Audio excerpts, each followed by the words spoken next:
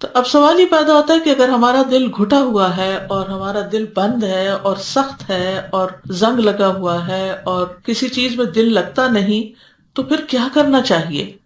یعنی دل کا علاج کیسے کریں؟ دل کا شرح صدر کیسے ہو؟ تو سب سے پہلے امام ابن قیم کہتے ہیں کہ انسان توحید اپنائے.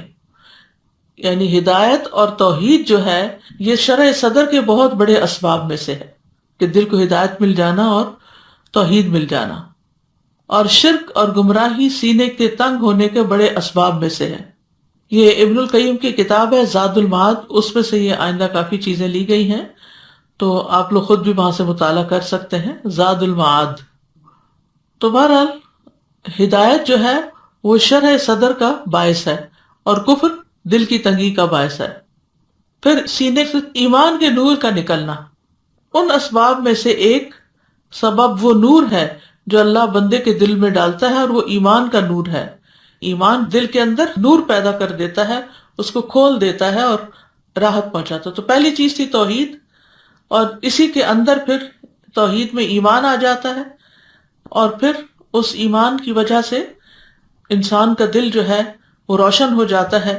اور اگر یہ نکل جاتا ہے بندے کے دل سے، جب یہ نور کھو جاتا ہے اور اس کا سینہ تنگ پڑ جاتا ہے اور دل رکنے لگتا ہے، تو پھر ایک قید خانہ سا بن جاتا ہے اور دل کے اندر ایک گھٹن سی محسوس ہوتی ہے. ایمان سے ہی دل کو ہدایت ملتی ہے. فرمایا وَمَن يُؤْمِن بِاللَّهِ يَهْدِ قَلْبَهُ، جو شخص اللہ پر ایمان لے آئے تو اللہ اس کے دل کو ہدایت بخشتا ہے. دوسری اہم چیز علم حاصل کرنا. علم حاصل کرنے سے سینہ کھلتا ہے. علم سینے کو کھولتا ہے اور اس کو وسیع کر دیتا ہے، یہاں تک کہ وہ سینہ دنیا سے زیادہ وسیع ہو جاتا ہے.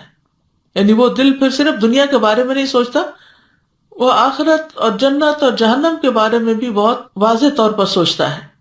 جہالت سینے کو تنگ کر دیتی. جہالت اندھیرا ہوتا ہے، اندھیرے میں گھٹن ہوتی ہے، تنگی محسوس ہوتی، انسان کی موبلٹی ختم ہو جاتی ہے. تو جہالت سینے کو تنگ کر دیتی ہے، اس کو بند کر دیتی ہے، اس کو محبوس کر دیتی ہے. تو جیسے جیسے بندے کا علم بڑھتا جاتا ہے اس کا سینہ کھلتا جاتا ہے اور وسیع ہوتا جاتا ہے. لیکن ہر علم سے ایسا نہیں ہوتا. علم عمومی طور پر انسان کو فائدہ دیتا ہے، لیکن سارے علم نہیں. اس علم سے مراد یہاں علم نافع ہے، یعنی جس علم سے انسان کو فائدہ پہنچے، اور وہ سب سے بڑا علم دین ہے، یعنی جو رسول اللہ صلی اللہ علیہ وسلم کی وراثت ہے، ان کے ذریعے ہم تک پہنچا ہے.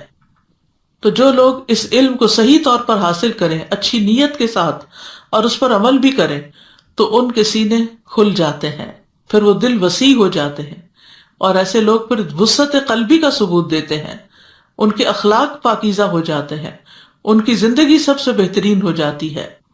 تیسری چیز اللہ کی طرف رجوع کرنے اور اس سے محبت کرنے سے سینے کا کھلنا.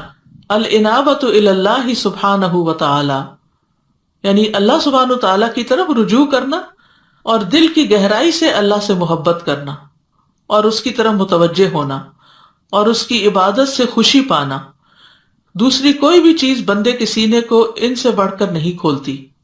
تو جب کبھی دل تنگ ہونے لگے تو فوراً اللہ کی طرف رجوع کریں، اللہ کا ذکر کریں، قرآن مجید پڑھیں، اللہ تعالیٰ کو یاد کریں، تو انشاءاللہ کچھ ہی دیر کے بعد آپ کے دل کی حالت بہتر ہونے لگے گی. اور علامہ ابن القیم کہتے ہیں یہاں تک کہ کبھی وہ کہتا ہے کہ اگر جنت میں میری یہی حالت ہوگی تو سب سے زیادہ خوشگوار زندگی گزارنے والا میں ہی ہوں گا.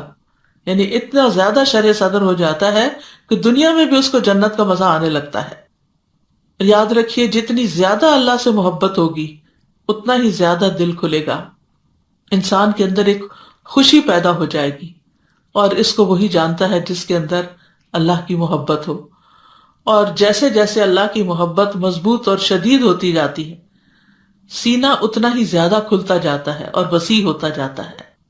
اور صرف بیکار لوگوں کو دیکھ کے اس کا دل تنگ پڑتا ہے.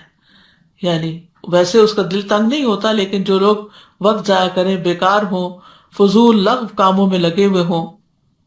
اور امام ابن القیم کہتے ہیں جن کی حالت یہ نہیں ہوتی تو ایسے لوگوں کو دیکھنا ان کی آنکھ کا تنکا ہے، یعنی ان کو دیکھ کے پریشان ہوتے ہیں، اور ان سے ملنا ان کے لیے بخار کی مانند ہوتا ہے. یعنی ایسے لوگوں سے مل کر بھی وہ خوش نہیں ہوتے.